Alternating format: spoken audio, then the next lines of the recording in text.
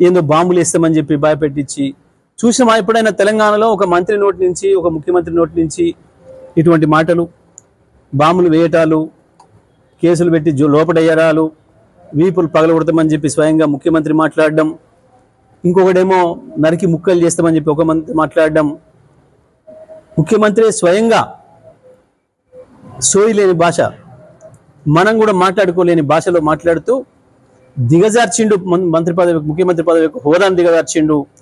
మంత్రులు వాళ్ళ నైజాన్ని బయట పెట్టుకుంటారు, వాళ్ళ స్థాయిని బయట పెట్టుకుంటారు మాట్లాడడం ద్వారా, ఈ మాటల ద్వారా. సరే, నరకడానికి పెద్ద సమస్య ఏం కాదు. ఒకవేళ నరకడమే ముఖ్యం అనుకుంటే మీరు దేనికి కూడా దొరకరు, మీ శవాల అడ్రస్ కూడా దొరకవు వాస్తవానికి. ఒకప్పుడు మేము కూడా అనుకుని ఉంటే అట్లా, కానీ మాది ఎప్పుడు ఆ పాలసీ కాదు, కేసీఆర్ది ఎప్పుడు అది కాదు. ఇవాళ వికారాబాద్లో అధికారుల పైన దాడి సంఘటన చూస్తే ప్రజలు ఏ రకమైన ఆగ్రహావేశాలకు గురవుతున్నారు.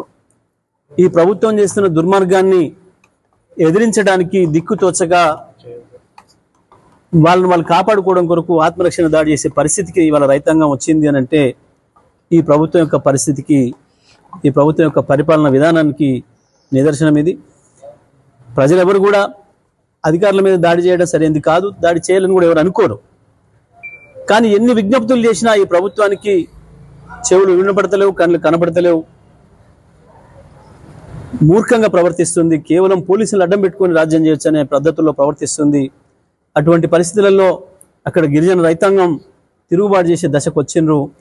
ఈ పరిస్థితి రావడానికి ప్రభుత్వమే కారణం తప్ప ప్రజలు కాదు.